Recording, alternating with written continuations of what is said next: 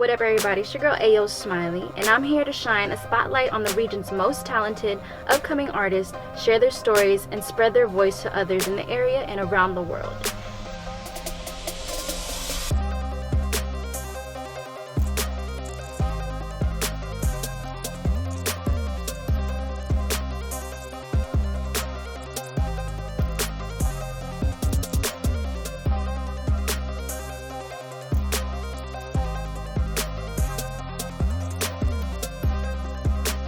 This is for the DMV.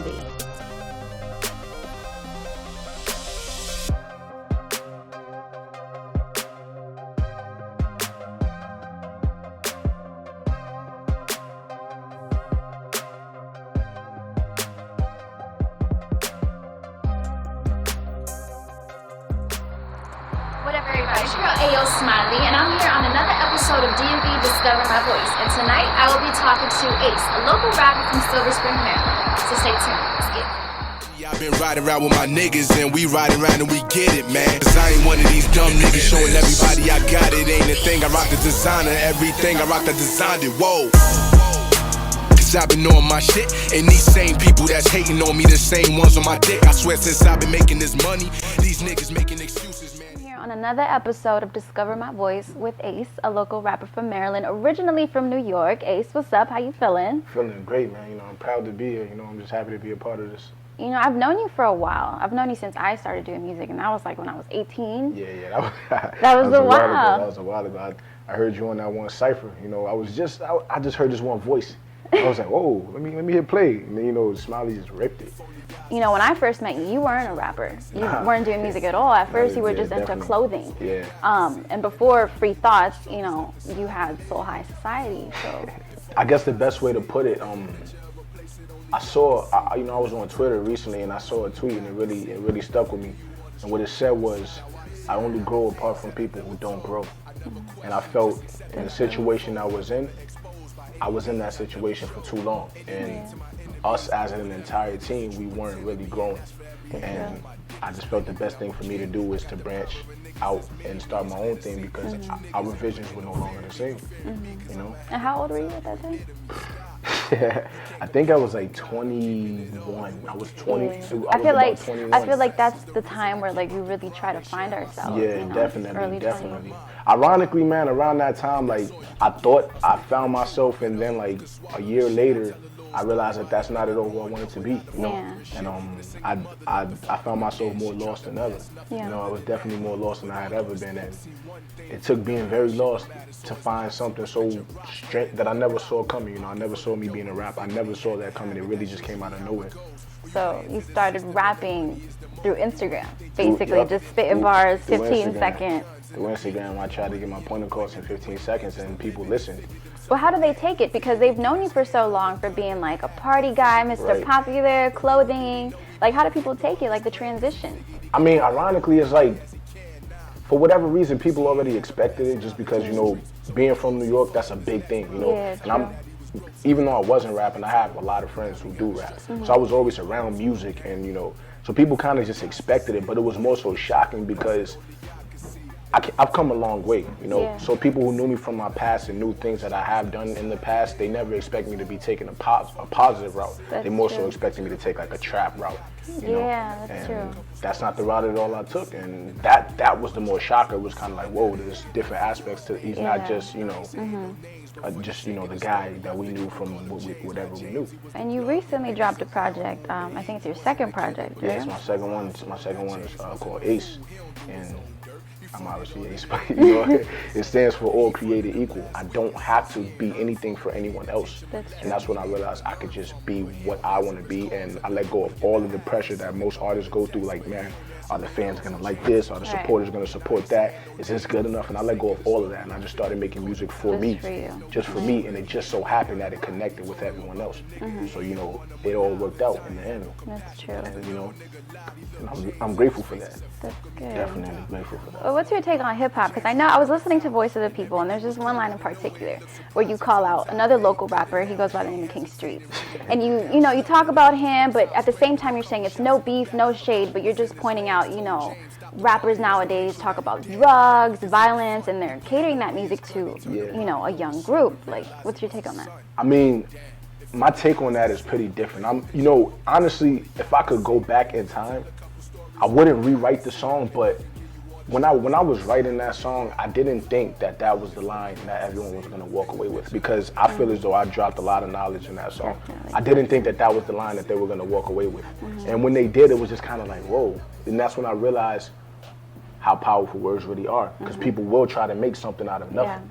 Yeah. And with that line, I wasn't throwing shade. I wasn't trying to diss anyone intentionally, but I just felt as though it's one thing for somebody to connect with you, but I felt as though it wasn't people coming to him.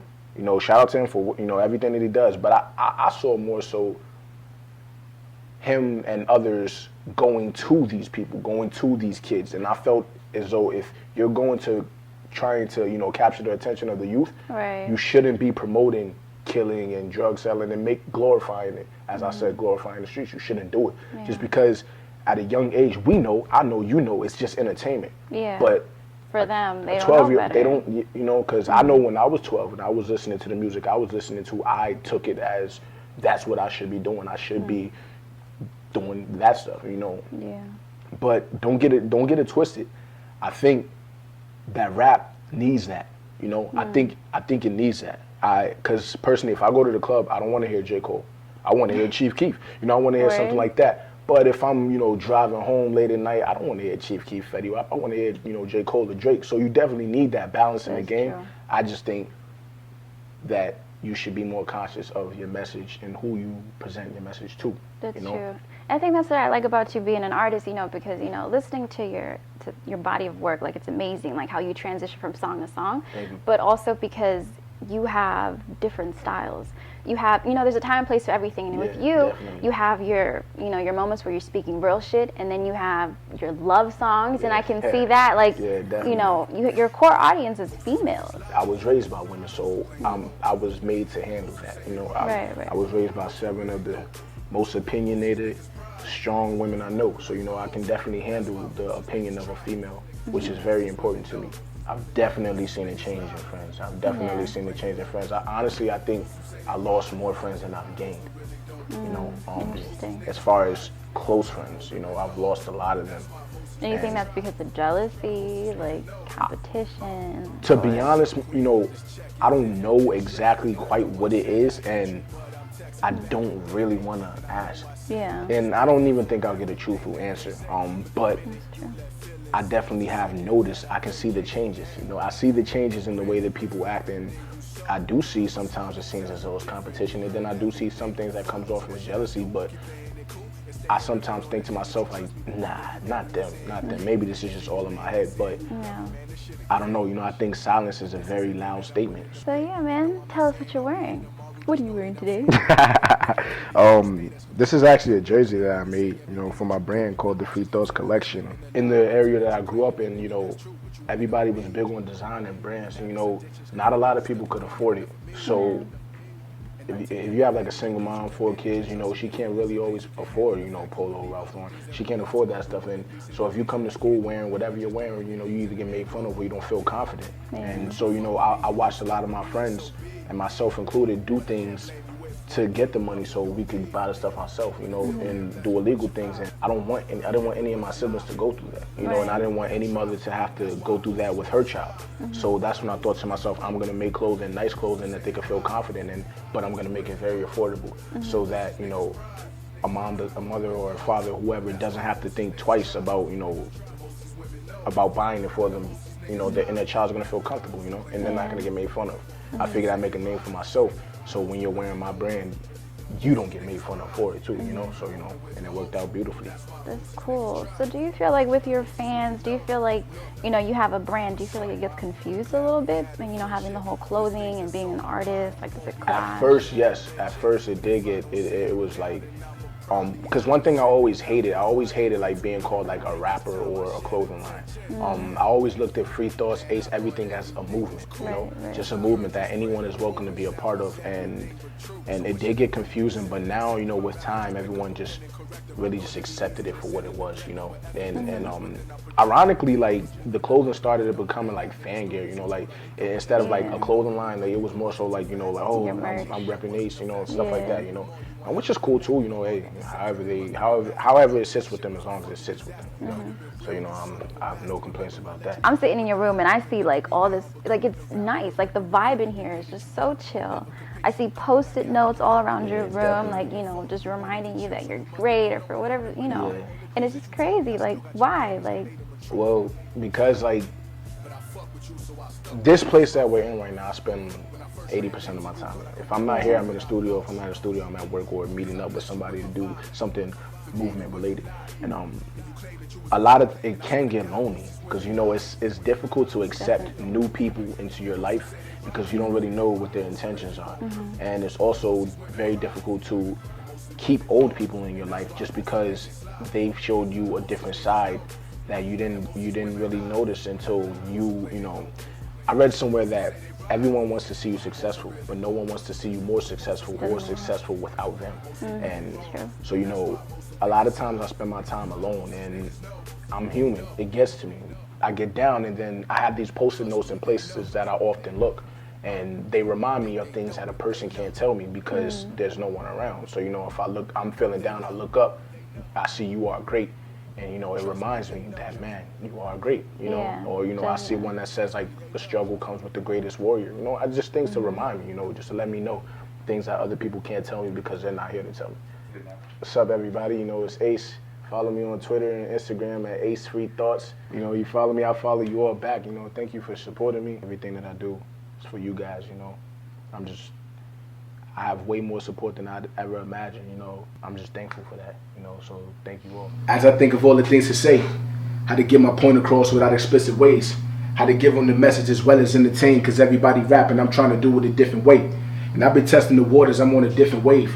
I'm tired of hearing these raps about all the guns you spray. And instead of showing love, all you give is hate. Damn, but it's a shame because we the same, and I know first is the worst, but I can never settle being second. I'm a king and I'm never hesitant to mention it. My first intention is to prove it to those who second guess. I represent all my people with every second spent stressing rent. Cause niggas forever stressing bills. I do it for the women who second guessing they sex appeal. For every drug addict ashamed to get their prescription filled. The girl who got a hole in her heart, cause that's how the tension feels.